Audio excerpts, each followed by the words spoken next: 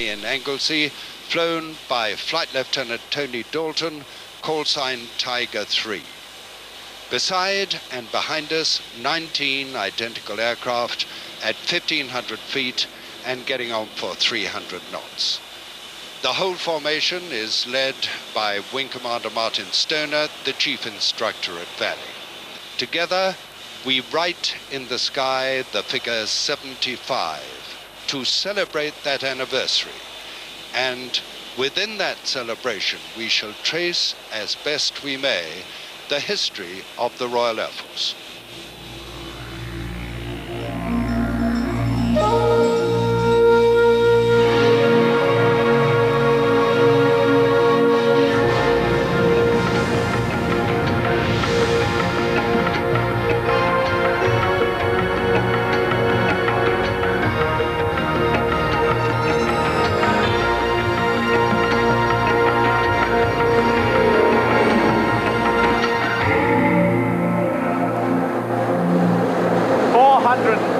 Aircraft from 30 countries, including 14 display teams, have assembled in the heart of the Gloucestershire countryside to join in the anniversary celebration.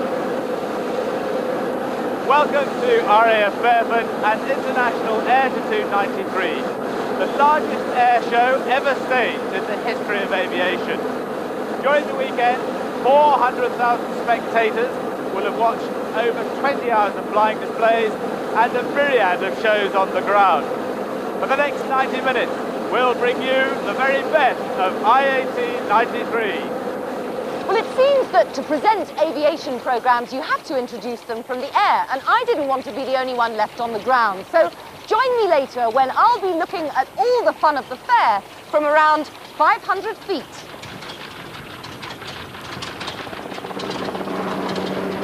The show is in aid of the Royal Air Force Benevolent Fund, and its president, His Royal Highness the Duke of Kent, has already visited. In the new spirit of friendship, he met the Russian crew who'd arrived in the star of the show, the Bear, of which we see more later.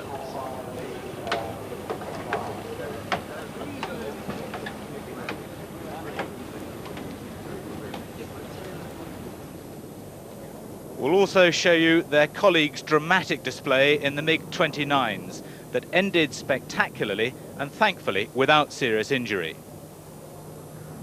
But in the RAF's 75th year, let its international ambassadors weave their magical patterns in the sky, the Red Arrows.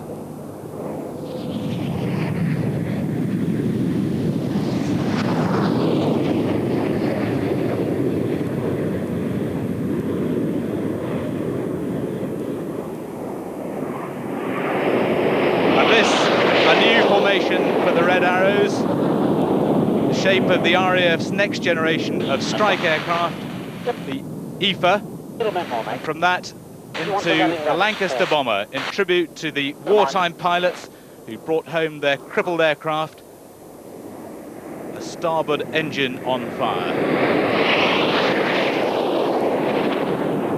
Clear to launch. Skip!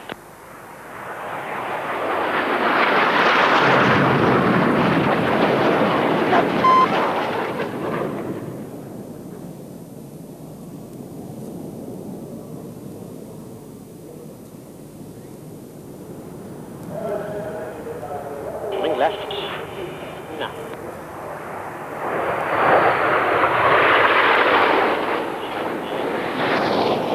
5-4 split and cross.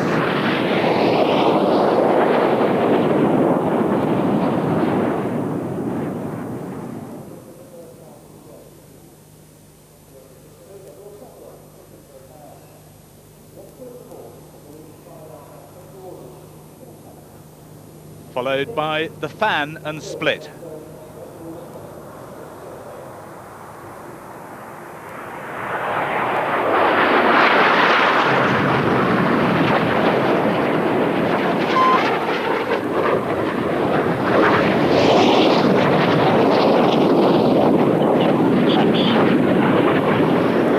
And in a day of anniversaries, it's worth noting that the team leader, squadron leader Adrian Thurley, is flying his 500th display with the Red Arrows.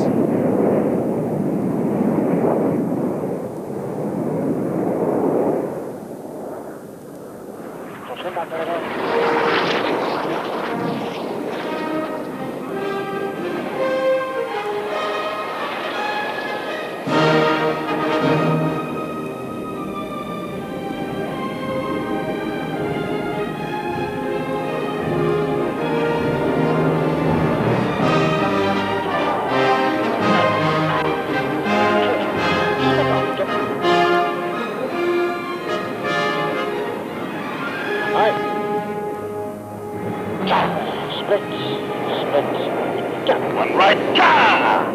To right car! 3 right car!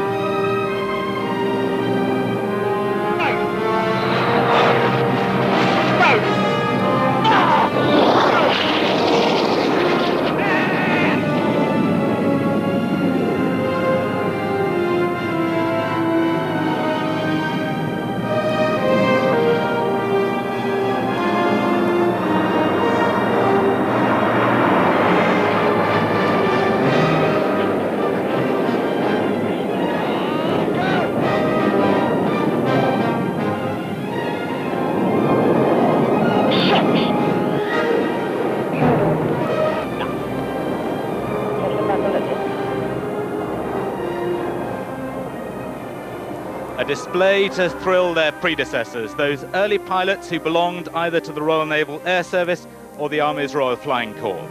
It wasn't until 1918 that after lengthy campaigning by Lord Trenchard, the two arms combined to form the Royal Air Force. Even the inspirational Trenchard could never have anticipated how his baby would develop.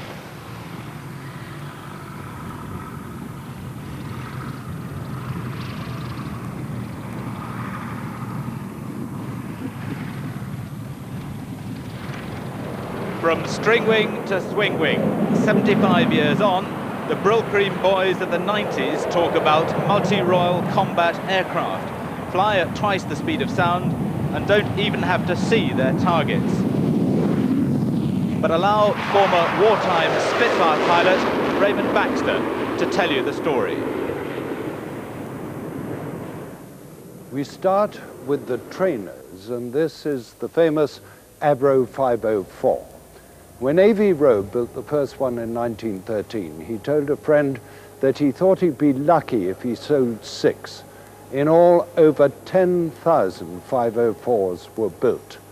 As both bomber and fighter, it was outstandingly successful in the First World War.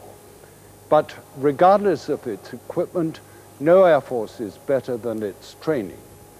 The establishment of Central Flying School at Uphaven in 1916 transformed learning to fly from a hit or miss basis to a scientific discipline. And by 1917, the 504 was the standard British trainer. Production continued until 1933, and many great names of the Second World War learnt to fly on this aeroplane designed in 1913, the beloved Avro 504. But this aircraft, the de Havilland Tiger Moth, was specifically designed as a 2-seat trainer for the RAF. It overlapped and succeeded the Avro, winning for itself the title the Empire's trainer. The magazine Flight reported on November the 13th, 1931, the first batch was recently delivered to No. 3 Flying Training School, and others are coming along. Indeed they were. By the outbreak of the Second World War, the Tiger was the ab initio trainer of the RAF, and when the Empire Air Training Scheme was launched, thousands of volunteer aircrew cadets found a Tiger waiting for them in South Africa, Rhodesia, Canada, or Australia. And here's another contemporary of the Tiger, designed for precisely the same purpose, the Miles Magister. The Berkshire family business of Miles Aircraft, founded in the 20s, built all its aircraft in wood. One reason why so few are still flying.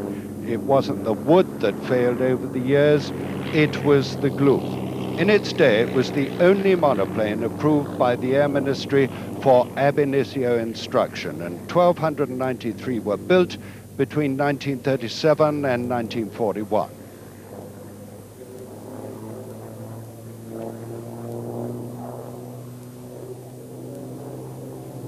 but almost all successful aircrew cadets of my generation got to fly this, the North American AT-6, the Harvard. The fact is, it trained more Allied pilots than any other type in the Second World War. Curiously, that issue of flight in 1931 also referred to familiarity with the noise of a bigger engine. Apposite in this case. When you wound it up, the tips of the Harvard's propeller went supersonic, and the resultant snarl attracted the attention of girlfriends the world over and infuriated beyond speech their parents. Oh well, times have changed. Or have they?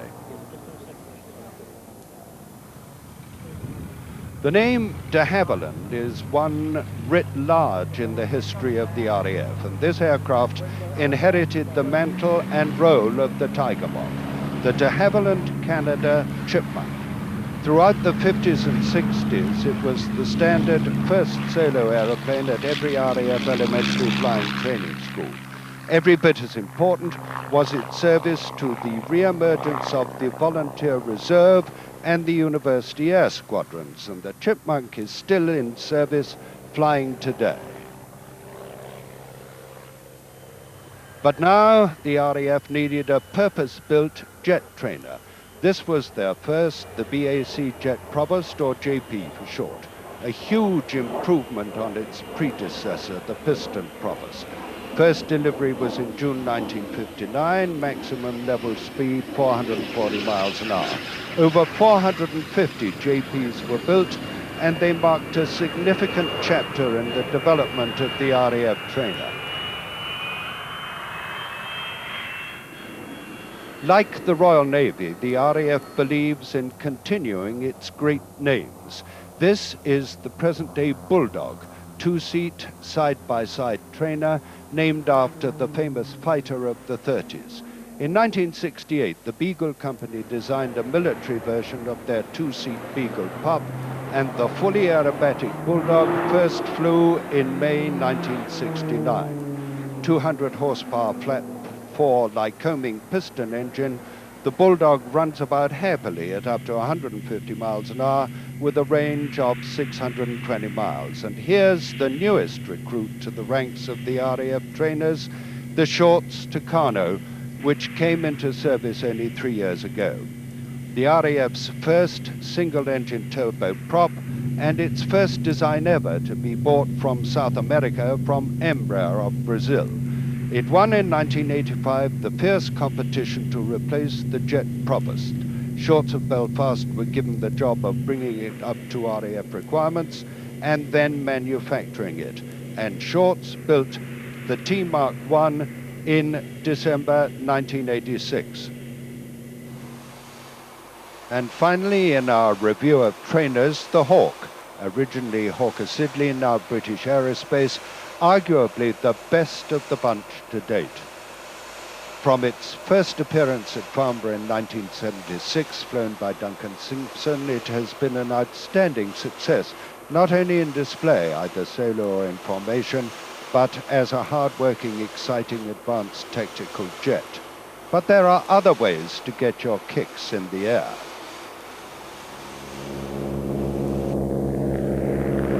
I think this is it! I'm really not too sure what I've let myself in for here. It's an incredible feeling. So beautiful being up here. Somebody said it was like having a ride on a magic carpet. I've been assured that this and these straps will keep me strapped in. So there's no danger of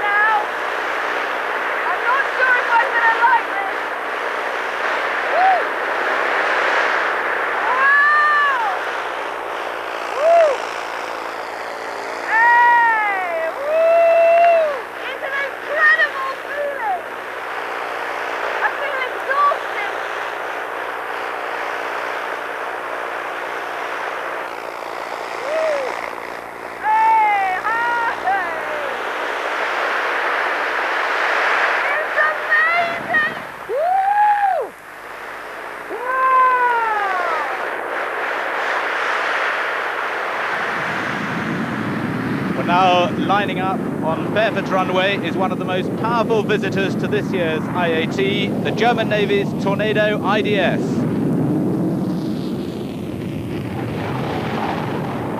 These two Turbo Union RB199 turbofans produce 16,075 pounds of thrust when the reheat is engaged, launching the Tornado to 30,000 feet in less than 2 minutes from brakes off.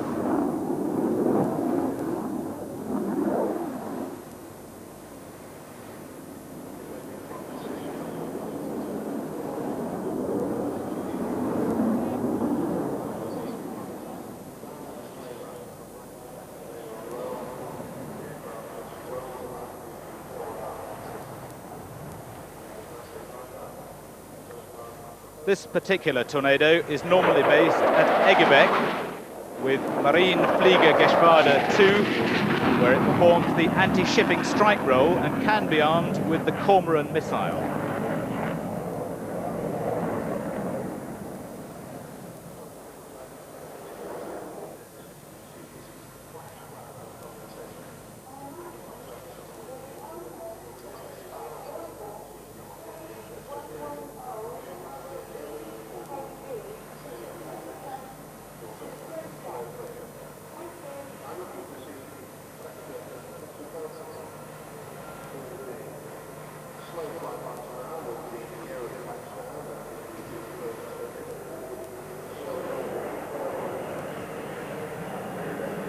A nice slow pass with the undercarriage down.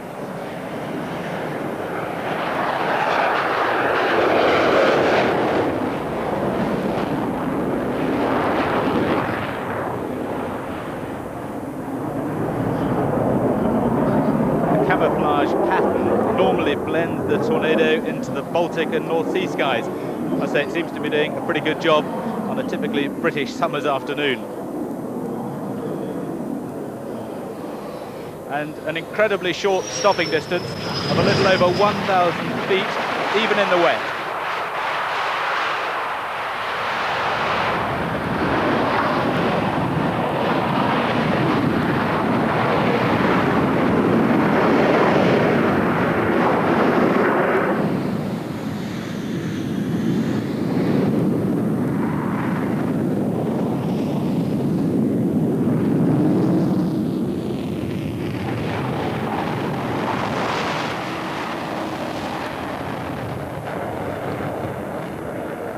As the Tornado powers away, we continue the international flavour with this visitor from Sweden, the Saab JA37 Viggen. Viggen, the surface wind is 240 degrees, 8 knots, and you are clear takeoff on display. Clear takeoff, Viggen.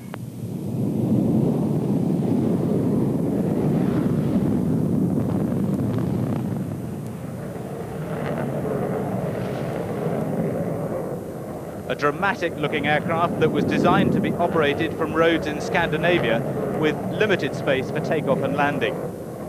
For those who struggle with the niceties of aircraft recognition, the double delta wing arrangement makes the Viggen instantly identifiable.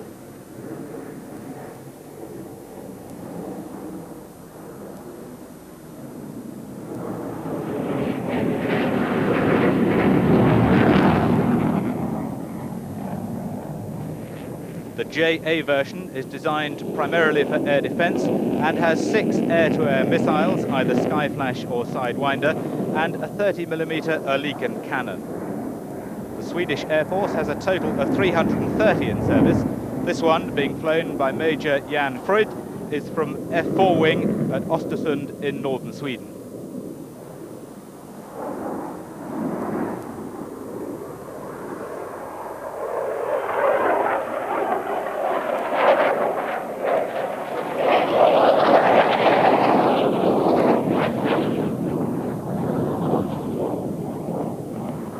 And another international visitor, the F-16.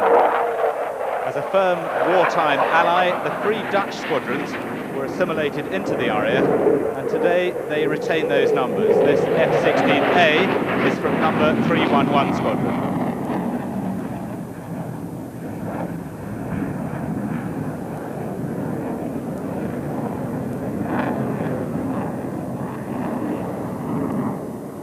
The F-16 is a highly agile fighter, and if this looks impressive, when pushed, it can withstand twice the G he's pulling here. The slow spin demonstrates the aircraft's superb handling characteristics, which have made it a firm favourite with pilots in 18 countries who fly more than 3,800 F-16s which have been built to date. Production continues at Fort Worth in Texas and at a new factory in Turkey.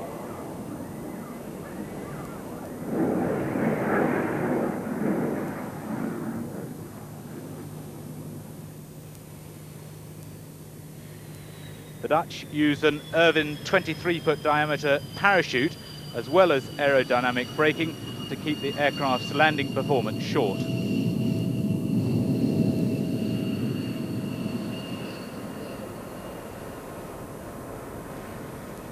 RAF fighters and fighter pilots have added a luster and romance as rich as any to the legend and achievements of the past 75 years. And this is the beautiful Gloucester Gladiator, the last of the great line of RAF biplane single-seat fighters. 840 horsepower Bristol 9-cylinder radial engine, 4 fixed .303 machine guns, top speed 250 miles an hour.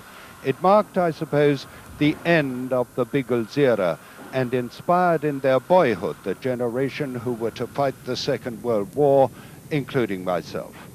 Its prototype flew in 1934, but in fact Gladiators were operational at home and abroad from September the 3rd, 1939, by no means least in the early days of the Siege of Malta, where one of the pilots of Faith, Hope and Charity was Jim Pickering. Which one did you fly, Jim? Well, we flew all three. We didn't have our own aircraft. It was change and change round. And you were flying other airplanes as well at the time? That's right, and Hurricanes. How did you compare the Gladiator with the Hurricane? Much more manoeuvrable, of course. Lovely aircraft to fly. Quite apart from anything else, you were outgunned and always went up to meet the attack. Yes, well, a fighter squadron, that's what you're there for. It's a defensive arm, and you're not really outgunned by the number of guns because it only wants one gun to be successful.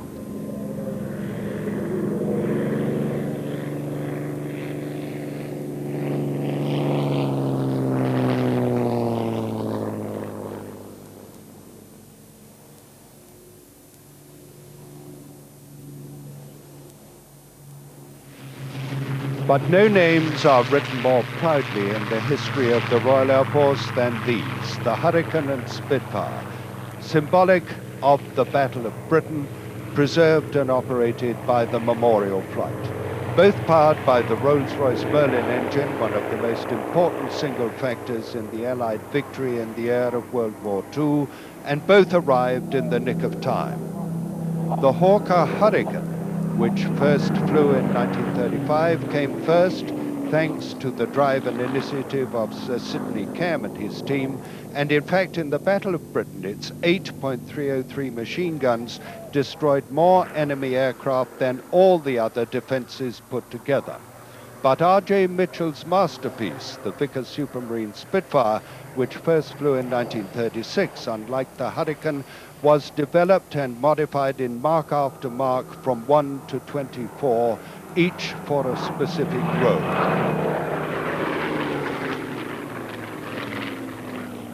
The Hurricane was quicker into service, but the Spitfire remained a frontline fighter until finally replaced by the jets years after the war. In all, some 23,000 Spitfires and Seafires were built, but numbers are not significant.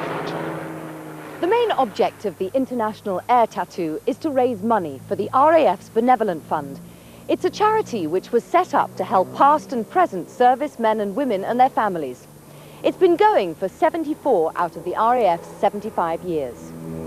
3 years ago, 22-year-old Rob Lewis broke his back in a gymnastics accident while he was training to be an aircraft engineer at RAF Halton. He's paralysed from the waist down. But thanks to help from the Benevolent Fund, Rob was able to continue his training and fulfill his childhood ambition of learning to fly. The fund has a scholarship scheme for teaching disabled people to fly. That took Rob to America. The training aircraft used are specially modified to cope with all kinds of disabilities, and today Rob's the proud possessor of a private pilot's license. The Benevolent Fund have been very good to me. For a start, they bought the wheelchair that I use at the moment, everyday one, because it's far lighter than an NHS wheelchair. And they contributed money towards the car that I use. They've helped me to go to America to fly, and they're helping me to buy a basketball wheelchair as well. They've been very good to me. Tell me about the flying. It's always been, although I was training to be an engineer in the Air Force, I would have hoped to have moved on to become a pilot. And although the piloting I can do now is limited, it's helped me to do what I wanted to do to some extent, where I thought it would already been out of my reach. What's it like being up in the air? It's on your own. It's great. It gives you the chance to get away, really away from everything, and especially at night when it's so quiet and calm. You can fly along, and you can rely on yourself as well. And whilst you're in the air, the disability doesn't count at all. Once you're sat in the aircraft, you can fly as well as anyone else, really. Of its equipment, the greatest single turning point in the history of the Royal Air Force was, of course, the dawn of the jet age at the end of the Second World War. And the first Allied jet to fly operationally 8 days before the German Messerschmitt Me-262 was the Gloucester Meteor. It first flew in March 1943 and joined 616 Squadron on the 12th of July 1944. The Meteors are driven by 2 rocket-like engines through which air is sucked in at a tremendous rate, compressed, heated, and then ejected through the turbines and nozzles at the rear. From that aura of mystique, the Meteor went on to fulfill many roles: advanced dual training, night fighting, and long-range reconnaissance. Almost 4,000 were built, but sadly no Meteor is still flying today. The Vampire first flew as the DH-100 in September 1943, went into production in April 1945 and was delivered the following December. It had all the hallmarks of classic de Havilland practice and was the world's first airplane to be designed specifically to exploit the advantages of the jet engine. And that single engine was the Goblin centrifugal turbojet of 3,000 pounds, presented on a plate by the Attlee government to both the Americans and the Russians, of which both took swift and full advantage. The Vampire and its variants were hugely successful. The RAF's next jet fighter was the Hawker Hunter. It first flew in 1951, and Bill Bedford became its first chief test pilot. Beautiful airplane with Sidney Cam's design and mark on it. 4 powerful 30mm cannons, a wide track undercarriage for giving to, you know, the most agricultural type of pilot in the cockpit, and an airplane with a big wing and a high thrust-to-weight ratio. And of course it became a real pilot's airplane. Bill Bedford's Hunter displays were brilliant, and one in particular became legendary.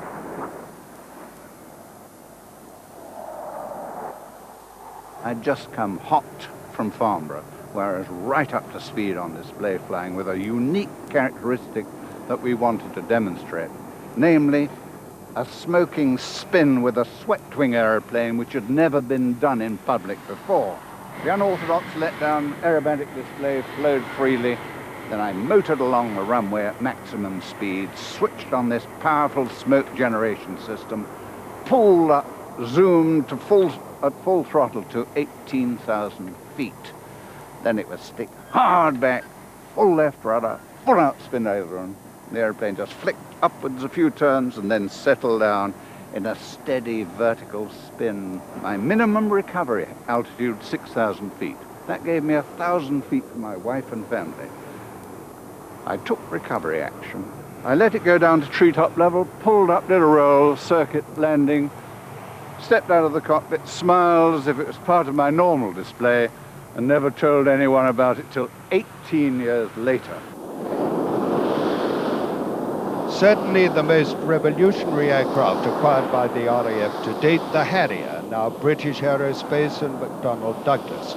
This GR5 is from 20 Squadron, flown by Flight Lieutenant Rob Lee. He and his Harrier colleagues owe a tremendous amount to former Chief Test Pilot John Farley, who took over the long, hard job of developing the Harrier from Bill Bedford's pioneer work and has done more than any other single individual to make the Harrier what it is today. What, I wondered, was his worst moment? The French Navy at one stage were going to have our aeroplane because they had no jet fighter that they thought was safe to fly from their decks at night. I wanted to show the French that additionally, when they got more used to it, they would be having an aeroplane which had got great flexibility. And so after our job was done, on the next day I said to the ship's captain, I said, just one thing I'd like to show you is the flexibility of the airplane. And he said, well, what do you mean? And I said, I'd like to take off and you try and stop me landing on your ship. And so I took off and I watched this ship and he threw a hard left turn and he threw the anchor out, and this was in the Bay of Biscay and it was quite rough, and so this boat's just wallowing, you know, across the swell in the Bay of Biscay. And then he fires up all his smoke and he lays all that in a great cloud across the deck, and it's just a mess.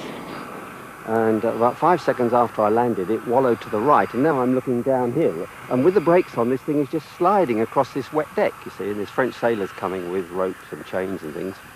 Next thing I know is it's rolling the other way, and it's sliding backwards, and I'm having to play the nozzles in the reverse thrust and forward thrust, trying to hold this thing on the flight deck. Having done my bit, I thought it was up to the Navy to grab the airplane then, but they didn't see it that way, and so I think that was probably the worst moment. But I know there were many nasty moments in the serious business of exploring and developing the extraordinary capabilities of the world's first operational jump jet. When that great father figure of British aviation, Sir Tom Sopwith, watched it for the first time, he said, "Now I've seen everything." And those capabilities won its spurs for the Harrier in the Falklands War and are well suited to the potential challenges of our troubled world today.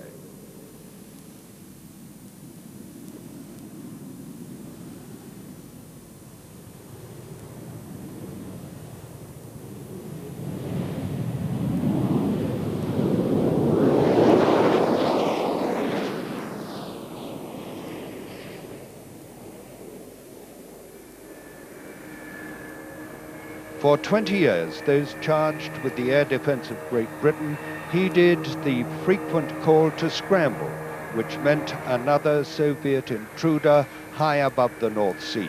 Invariably, it was the Russian Bear, but the only shooting was the whir of intelligence cameras. But when the call to scramble went up earlier this week, the welcoming committee was a friendly one, as the Bear was invited to land for the first time after thousands of visits in the past 30 years.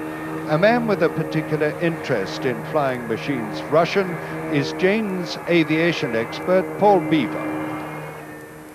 Well, high above the North Sea, a Tornado F3 from 43 Squadron met this Bear 8 strategic bomber. Piloting the Bear was Major General Anatoly Solovyev, the long-range aviation deputy commander in Russia. He's a veteran of 17 years of probing the UK air defence region. And although the West calls this Tupolev bomber the Bear, the Russians know it as the Tu-95MS, and there's its rear gunner. Here, approaching Fairford's 11,000-foot runway, General Solovyev reported there was no tension on the flight deck, just excitement. And those main wheels, by the way, are 5 feet in diameter. The Bear had flown for nearly 5 hours from an airbase just outside Moscow, but it could have stayed in the air for another 11 hours, even without flight refueling.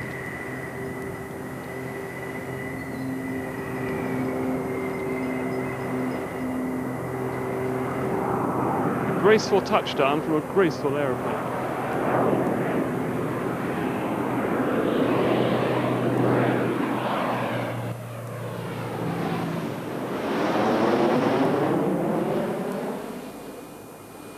And here's the welcoming committee, and here's the rear gunner.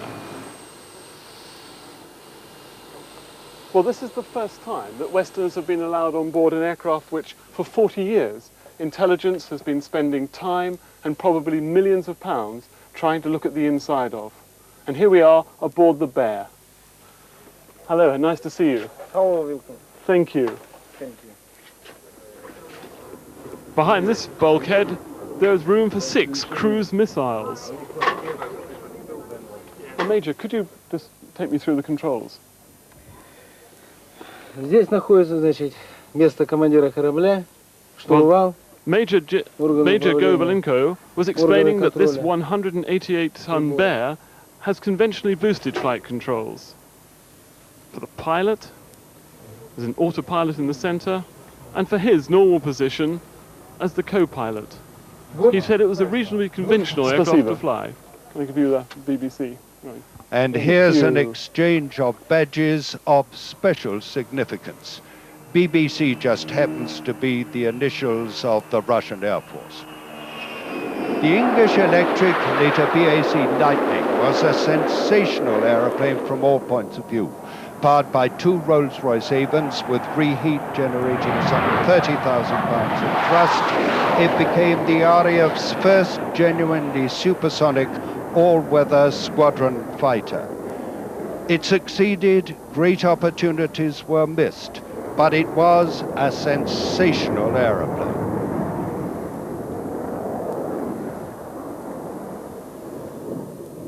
But here is the frontline fighter of today's Royal Air Force, the Tornado F3, the air defense version of the swing-wing MRCA multi-role combat aircraft. 2 seats in tandem, capable of over 900 miles an hour at sea level and over 1,300 miles an hour at height. Designed, developed and built by Panavia, the multinational partnership between Britain, Germany and Italy, and the Turbo Union turbofans with reheat are the product of a specially formed company involving the same 3 countries. The Tornado F3 was built to intercept strategic bombers or cruise missiles during the Cold War, but it has already proved its value to the RAF in the changed circumstances of today.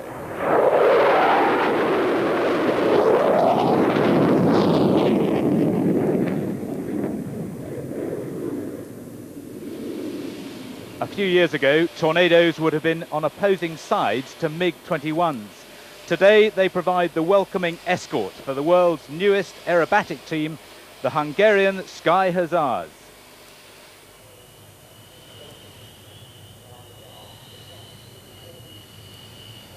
The Russian-built MiG-21 entered service in 1958 before the Lightning, but it still flies with more than 30 air forces around the world. And Hungary has just over 100 of these short-range interceptors.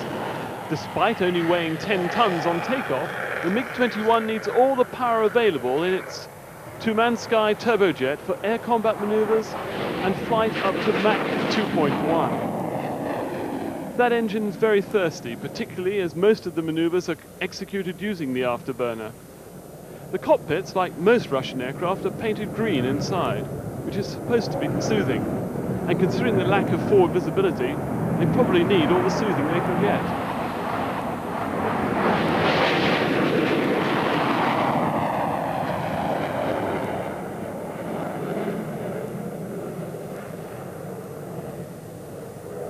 This display is simulating a dogfight with a solo pilot, a combat team of 2 Angels, and a Bandit.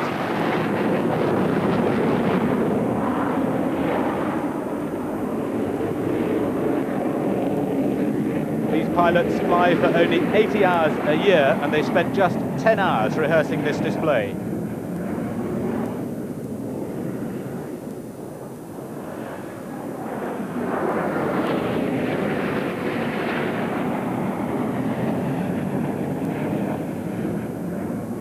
Organising what's claimed to be the world's biggest display of military aircraft both on the ground and in the air is no mean feat. It takes months of preparation and careful planning. Yes, everybody has to Before the flying display gets underway, the pilots, who come from all over the world, gather for a briefing, which obviously includes the all-important weather forecast. As you can see, through to around 10 o'clock this morning, I'm expecting the cloud base to vary between about 500 or 600 feet. It takes months of planning to decide which aircraft goes when, where, and for how long. It's flying display manager Ken Bagley's job to get the airshow off the ground. Each display has got an allocated slot and they must stick to that.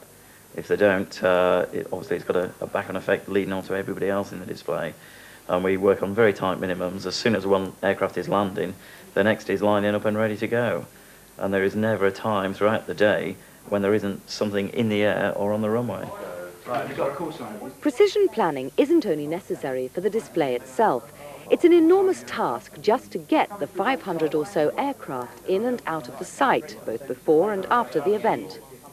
I'm a flight operations manager, so I'm responsible for rehearsal slots, slots for getting in, slots for getting out, and all the air movement signals that go with those sort of departures and arrivals. What kind of problems do you face? Numbers. Numbers of aircraft that are coming in, and very tight slots for getting the aircraft in and again getting them out. Everybody wants to come in at the same time, everybody wants to go out at the same time. 06, if you'd like to continue to the end and make a left turn. Orchestrating aircraft movement is air traffic control, who on the day put the carefully prepared schedules into effect. Everyone hopes that it all goes according to plan. Unfortunately, yesterday it didn't. The flying display was marred by a mid-air collision involving these two MiG-29s from the Russian Flight Test Institute at Zhukovsky near Moscow. It came towards the end of a superb display, which we'll show you now. Mercifully, the crews escaped with only minor injuries, but we should warn you that these are vividly detailed pictures. If you don't wish to see them, please come back to us in about 4 minutes' time.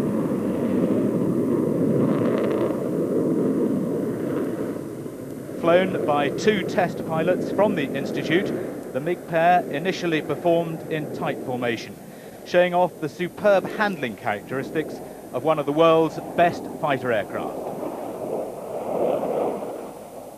Painted in yellow, blue and black colour scheme of the pre-revolutionary Russian military aviation, the display was all we've come to expect from these airmen and these aircraft, which first appeared in Britain 5 years ago at the Farnborough Air Show.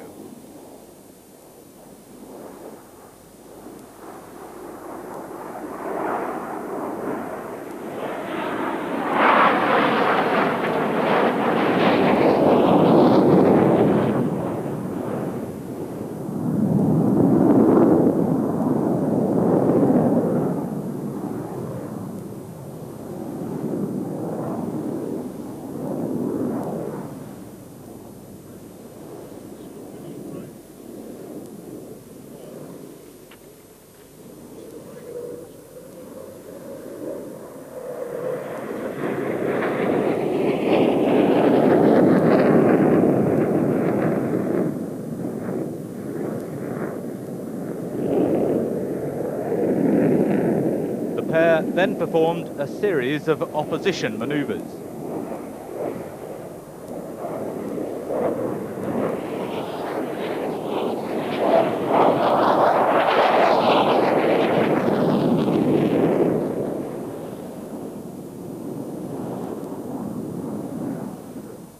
And they included in their repertoire the dramatic tail slide.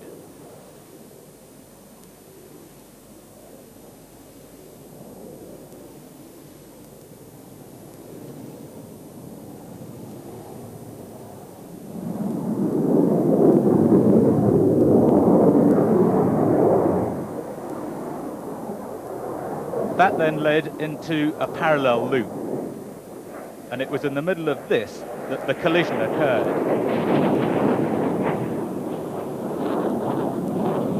With incredible reactions, both pilots banged out instantly, while their machines were engulfed in a fireball. Miraculously, they crashed on the edge of the airfield without causing any serious damage.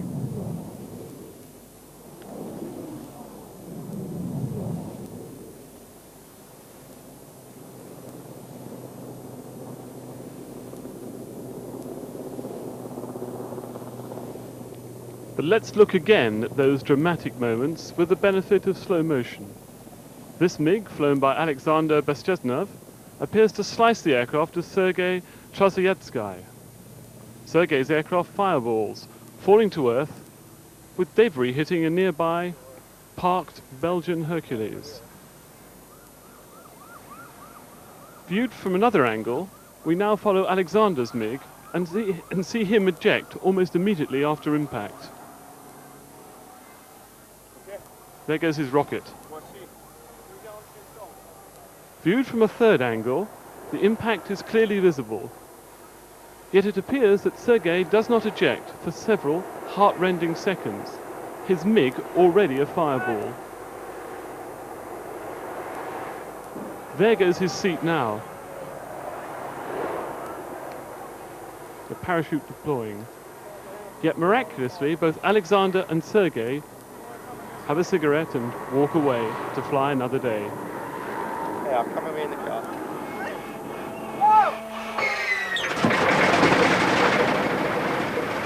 Well, we've seen one half of the RAF's appearance. Now we can have a look at the other. After the Royal Naval Air Service and the Royal Flying Corps combined to form the Royal Air Force in 1918, the Navy continued to operate aircraft under the guise of the Fleet Air Arm, which again became a separate identity in 1937.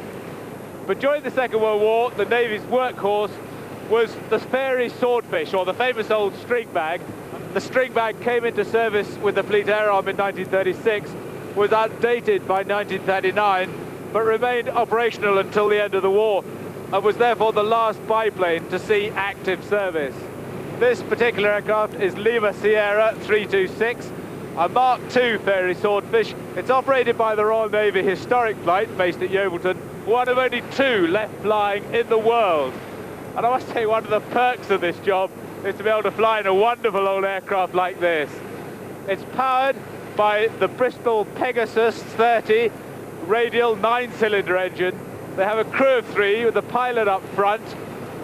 The observer sits just behind him, and then in the back here, the tail gunner, who would have fired the Vickers K machine gun. Although this particular aircraft never saw active service, it was used as the lead aircraft flying off HMS Ark Royal during the attack on the German battleship Bismarck in the film Sink the Bismarck.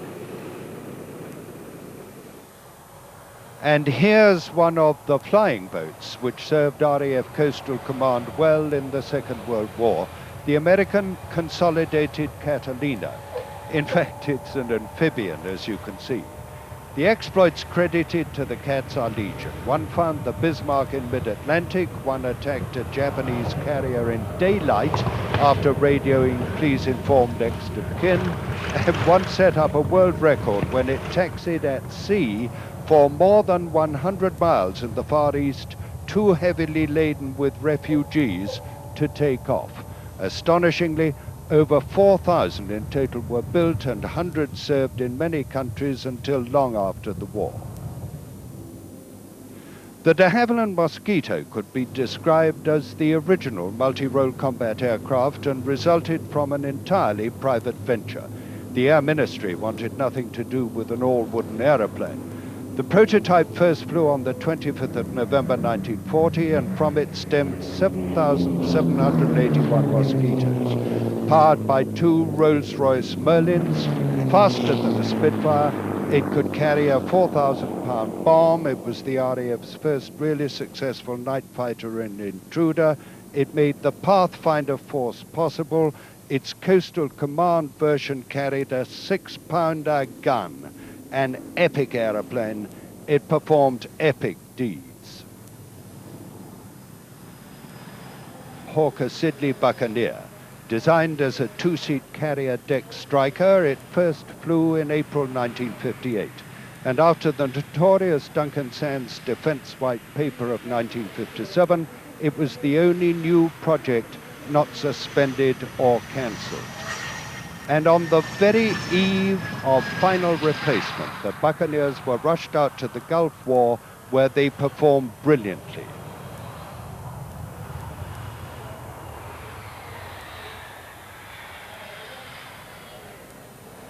And this is the Hawker Siddeley, now British Aerospace Nimrod, and another interesting story.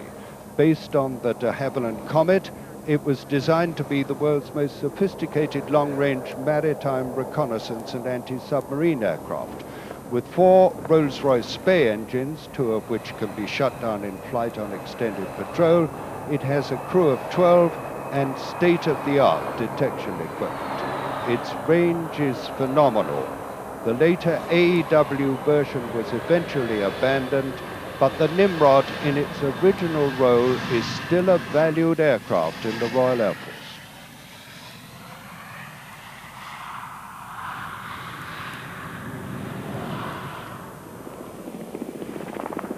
Well, we saw the Duke of Kent arriving a little earlier. Now another Wessex HCC-4 from the Royal Flight based at RAF Benson.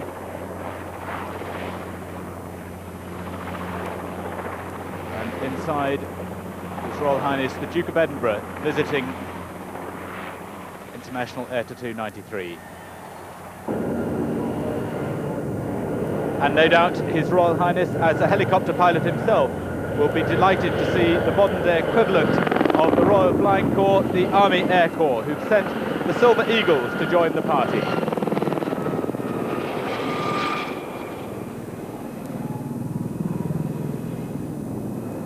The Army Air Corps' helicopter demonstration team was born 25 years ago as the Blue Eagles, and their sky blue Sioux helicopters were a familiar sight at air shows around the country.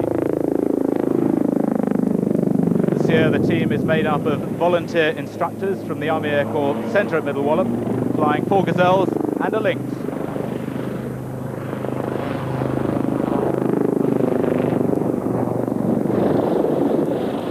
Team leader Captain Colin Dunscombe putting the Lynx through its paces. Captain Dunscombe had the misfortune to be captured in Kuwait and became part of Saddam Hussein's human shield. Good afternoon, ladies and gentlemen. Good morning. On behalf of the United States Army Aviation and General Maddox, Commander-in-Chief, United States Army Europe, the United States Army H-64 Apache is proud to participate in the celebration of the 75th anniversary of the Royal Air Force. The weapon systems on the H-64 Apache include the Hellfire missile system, 70mm rockets, and a 30mm chain gun that is pointed electronically with the pilot's helmet. CW4 Robert Watley telling the crowd about the Apache.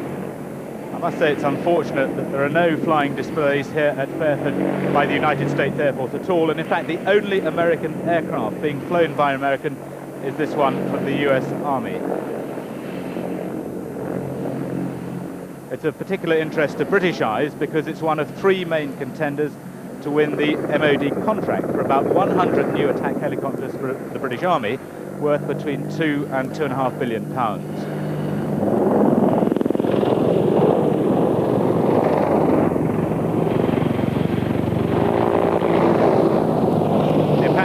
Proved itself in the Gulf War, and with a new millimetric wave radar will have the ability to engage and destroy armour up to 8 kilometres away in any weather conditions.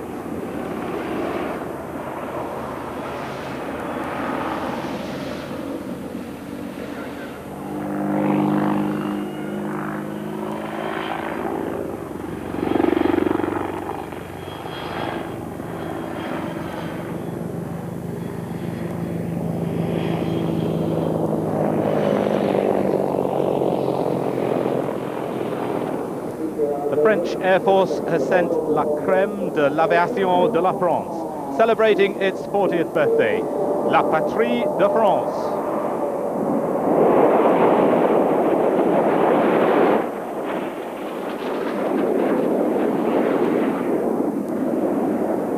Flying 8 Dassault Advanced Trainer Alpha jets, the team follows a long tradition of aerobatic display flying in France.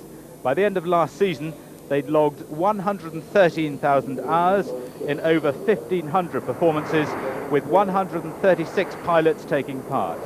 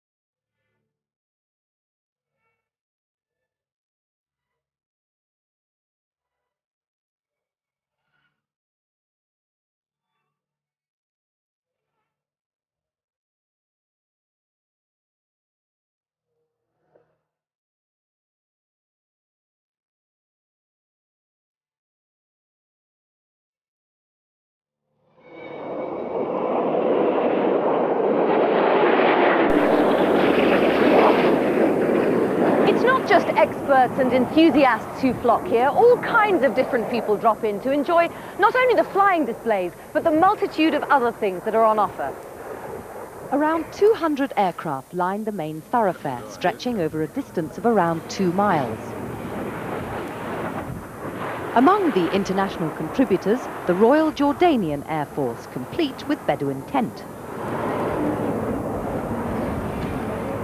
Not surprisingly, many of the trade stands and stalls here are crammed with flying paraphernalia, some of it decorative and some of it aimed at the more serious enthusiasts.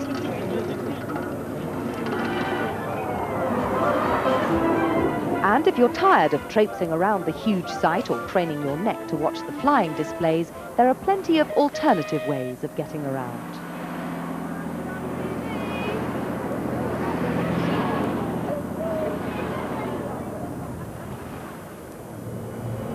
And now for something completely different. An aerobatic team of transport aircraft, 4 Tupolev L410s of the Czech Air Force.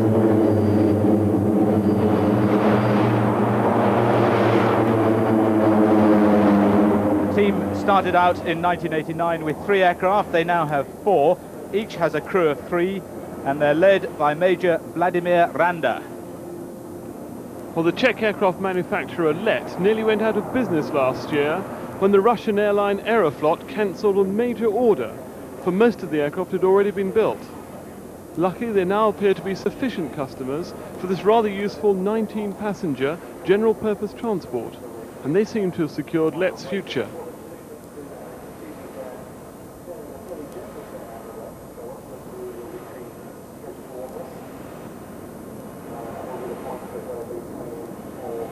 The aircraft have even been modified to have special smoke generators on the back, so they look for all the world as if they were jet aircraft trying to perform at rather slow speed. And their other onboard equipment includes a powered children's scooter, which has to be one of the best ways of getting around large dispersals.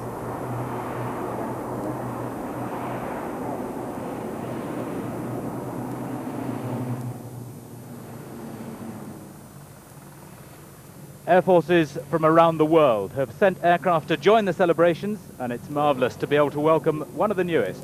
The Slovak Air Force was only formed on the 1st of January. White Albatross display team has given 12 performances already this year, but this is their first visit to the United Kingdom.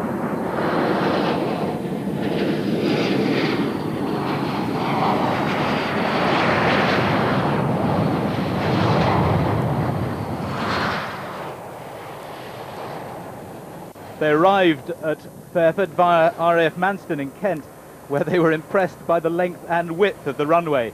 And they admired too the green country and castles as they flew low level to Fairford. The team flies the Aero L39C Albatross jet trainer, and hence the name. And that aircraft is built next door in the Czech Republic.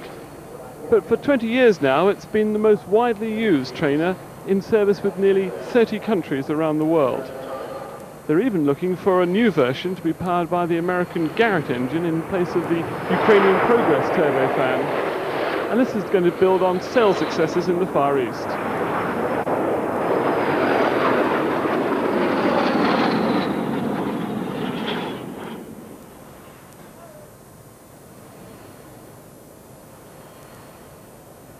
So there you have the first UK performance of the White Albatross from the Slovak Republic.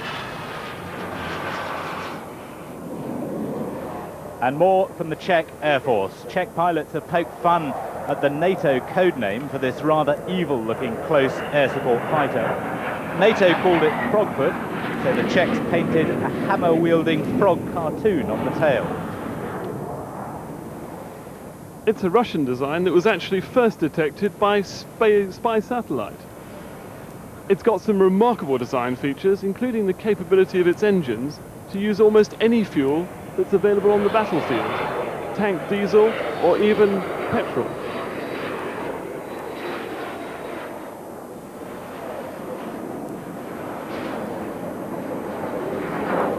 It can take 4 tons of bombs underneath those wings.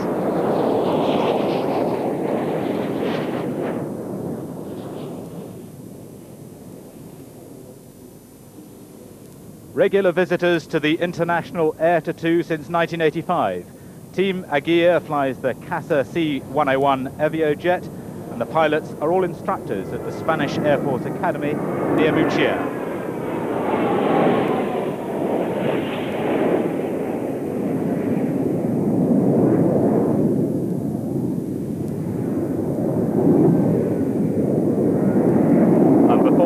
Instructors, every team member has flown frontline fighter aircraft and has in excess of 2,000 hours experience.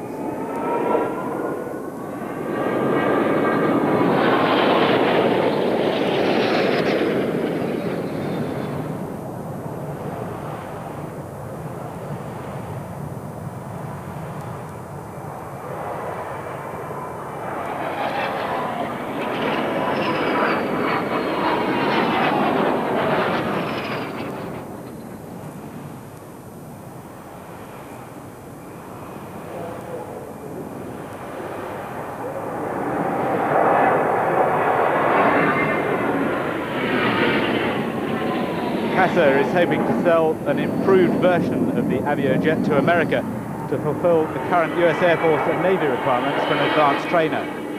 Now this mirror formation with a rolling third aircraft is an intriguing combination and particularly difficult to fly. It requires one aircraft to formate on the inverted machine, around which a third member of the team executes a barrel roll.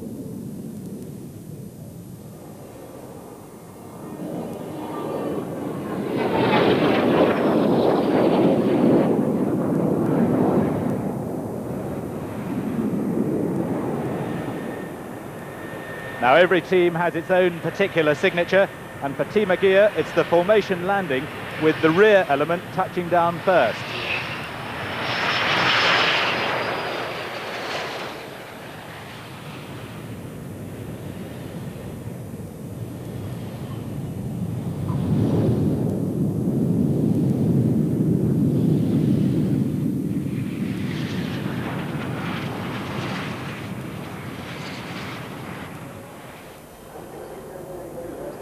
So conditions not quite as nice as they were earlier on in the day, and it's really been a hectic afternoon for all the volunteers inside the control tower,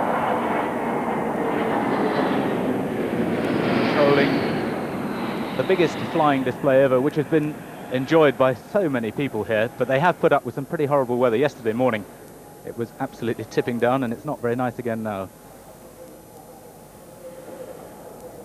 But it's been perhaps the biggest possible operation for the local police. Many people tried to get in yesterday. They queued for up to 5 hours outside and still couldn't get in. I know of one person who started queuing outside at about 9 o'clock and turned home at 2 o'clock. But hopefully they've all managed to get in today.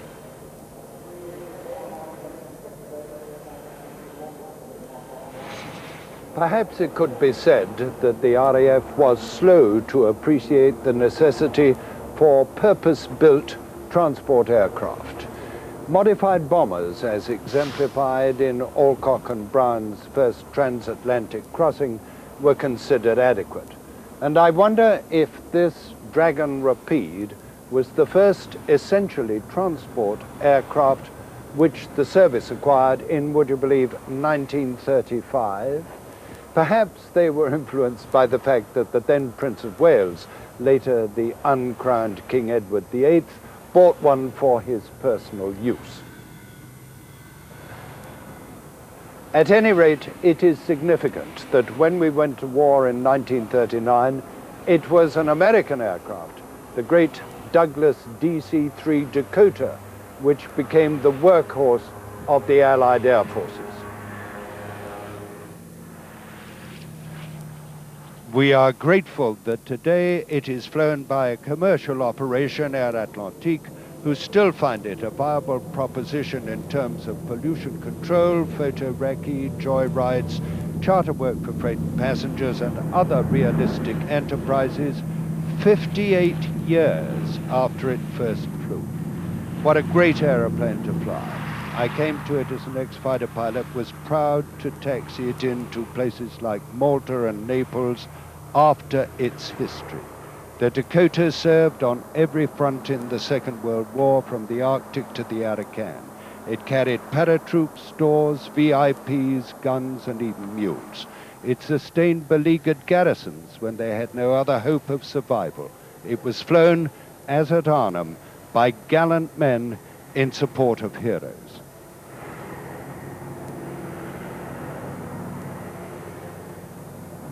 The Dakota of today is the ubiquitous and aptly named Hercules, the willing workhorse of air forces around the world.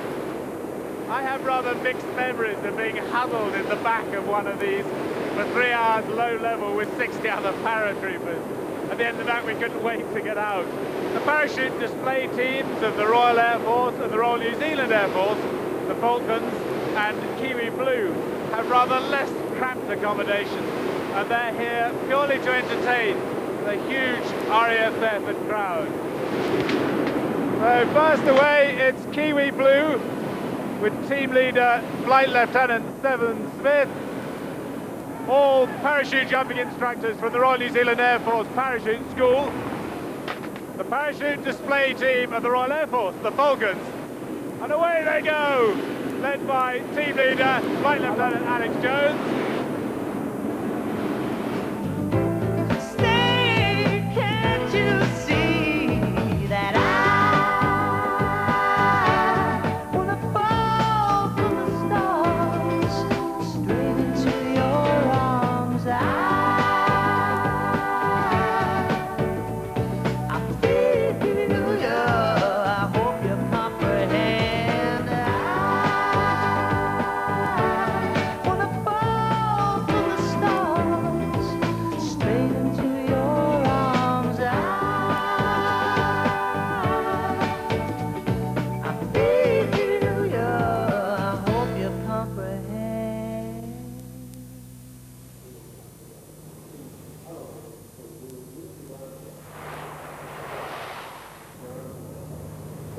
Continuing the story of RAF Transport Command, Squadron Leader Nigel Wilson will now put the Lockheed C-130 turboprop through its paces. With its short takeoff and landing, the Hercules is designed to operate from remote and unprepared strips, and has frequently done so in numerous highly successful famine relief operations around the world, such as Ethiopia and Somalia, for instance.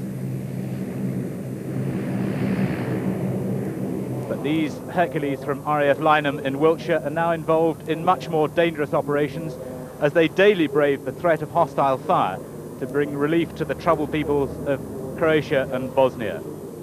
They tend to push the aircraft to its considerable limits, flying in and out of Sarajevo.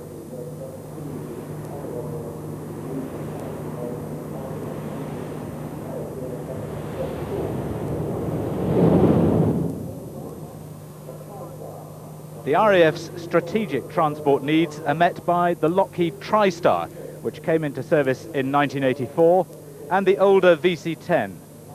Both are now used as tankers, as well as maintaining their passenger and freight carrying roles.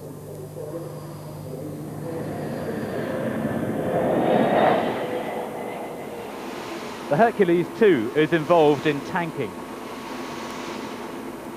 Air-to-air refuelling is a skill that was developed before the Second World War by Sir Alan Cobham of Flying Circus fame, but it didn't become a regular operational procedure until the 1960s, and indeed there are still less than a dozen countries that have the capability. Famously, it allowed a Vulcan to bomb the runway at Port Stanley during the Falklands War, having flown for 4,000 miles.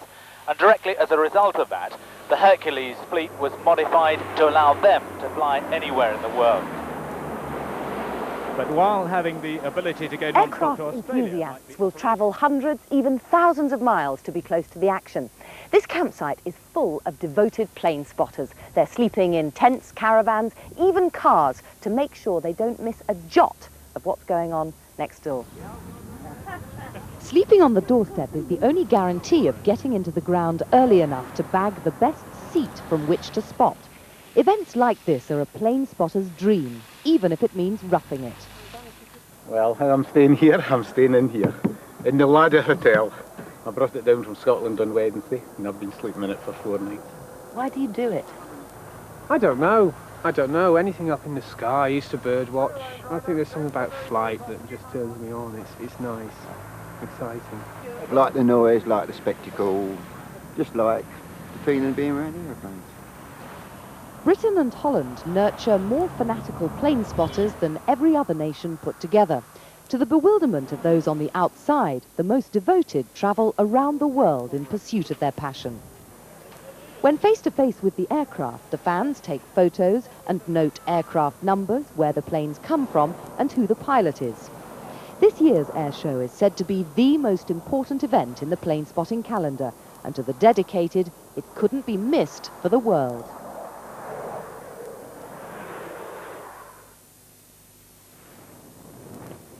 The prize for the most travelled visitors must go to numbers 1 and 6 squadrons of the Royal Australian Air Force.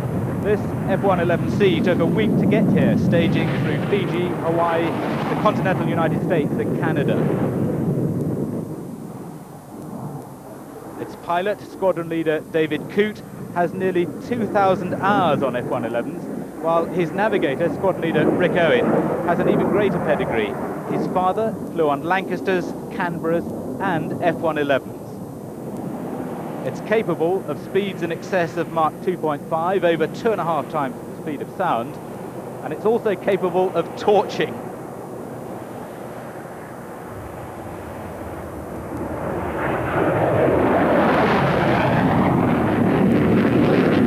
By dumping fuel between the jet exhausts and lighting the reheat, there have apparently been reports of UFOs over Brisbane. They use about 1,500 pounds of fuel in that one pass.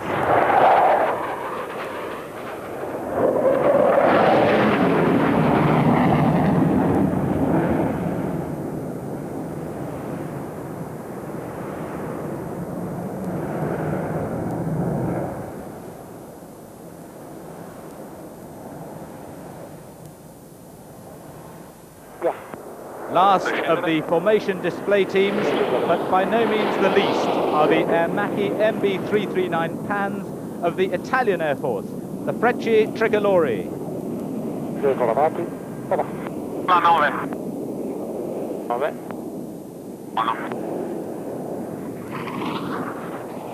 In their 33rd display season, the three coloured arrows are the largest full-time aerobatic display team in the world.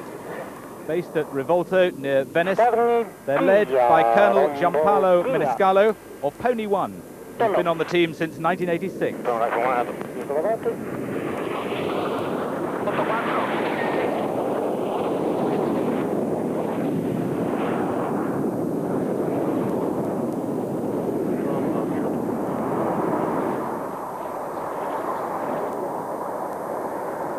While most pilots recognise the red arrows as being the ultimate professionals in the formation display game, the Frecce Tricolori bring a certain Latin flair that makes them one of the highlights of any show.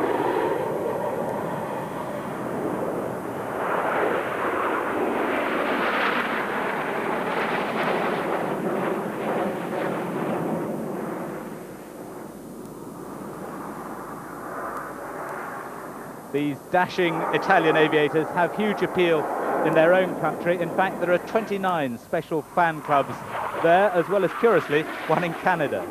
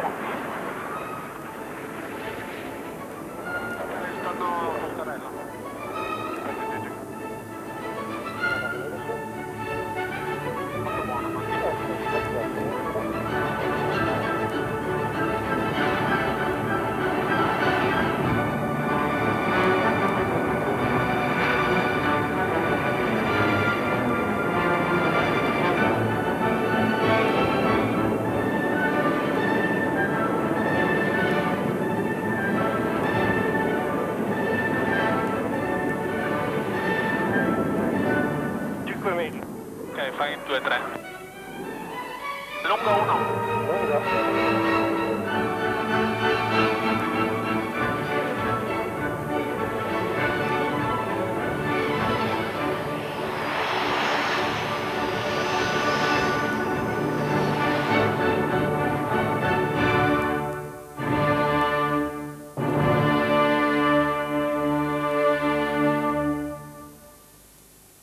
Now for the saga of the bombers of the Royal Air Force, which goes back, of course, to the First World War and the formation of the service. But although this is almost certainly the oldest RAF bomber still flying, this two-seat biplane dates from the period between the wars. Another splendid aircraft produced by the incomparable Sidney Cam. This is the Hawker Hind of 1934.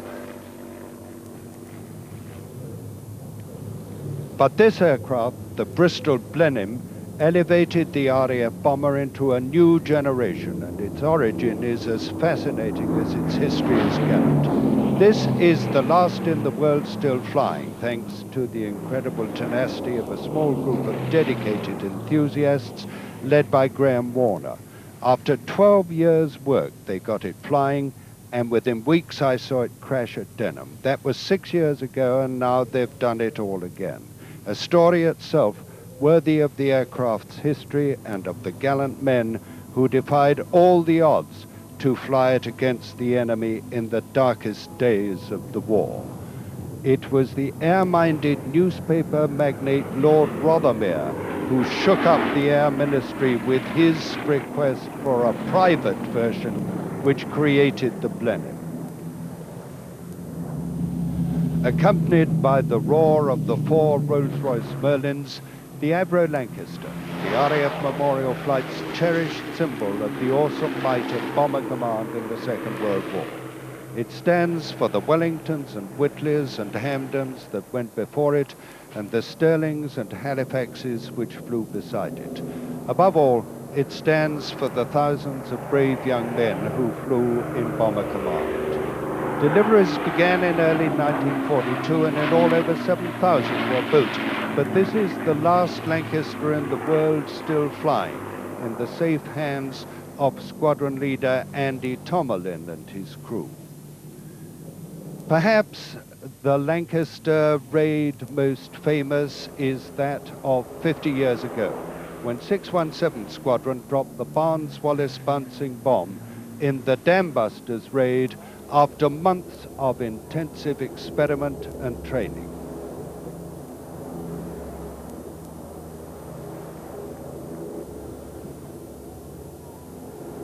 Despite its size, the crew of 7 were squeezed into their accommodation, not least the lowly tail-end Charlie in his power-operated rear turret. Equally cramped, despite his key role, was the navigator, as Jack Jones of 617 Squadron will never forget. It wasn't exactly a comfortable ride, Jack. Certainly not, no. It was very cramped and extremely cold. And very frightening? Well, yes. From time to time? Sometimes. How many raids did you fly, Jack? Altogether 54. Pretty good but, score. with 617, 24. And what was the most outstanding one? Well, the most prestigious raid was when we led 318 Lancasters to Berchtesgaden. That was the last raid of the war over Germany. And you were the lead navigator? We were the leading crew, yes. But you were doing the navigating and leading all the rest? Indeed. You're too modest, Jack. That's what you do. Yes, that's true. That's quite true. And here's another major milestone in our story, the English electric Canberra. Wing Commander Roland Beaumont, Chief Test Pilot of English Electric, pilots the latest version of the Canberra jet bomber, which is now going into production for the RAF.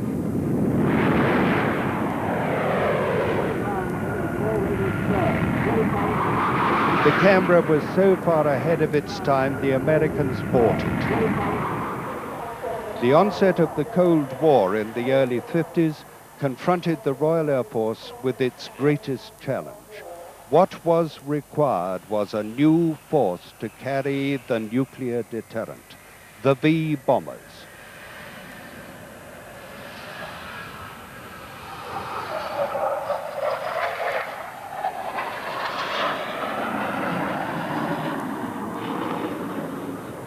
The Vickers Valiant, the product of Sir George Edwards and his brilliant team at Wisley.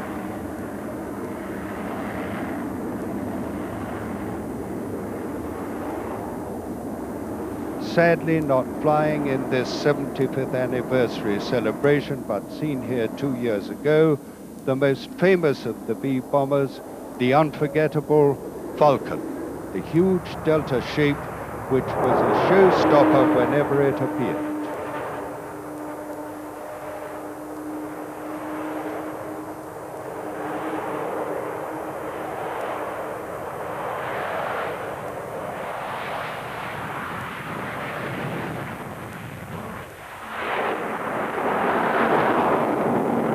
It was the Vulcan which made history with its 8,000-mile raid to bomb the runway at Port Stanley during the Falklands campaign.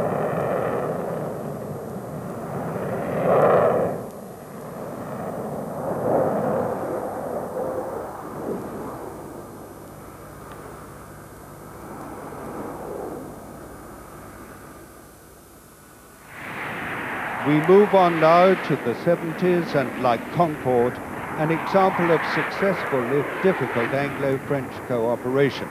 This is the Jaguar, designed and developed by British Aircraft Corporation and Dassault Breguet to meet a joint requirement of the RAF and the French Air Force for a single-seat, all-weather ground attacker with a two-seat dual-control variant.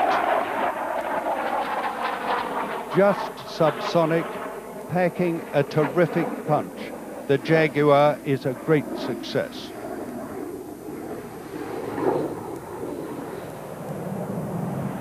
But this aircraft, the Tornado GR-1A, must be the Royal Air Force star in its 75th year. We have already seen its fighter counterpart, but this is the successor to the lineage of RAF bombers. It won headlines and world admiration in the Gulf War.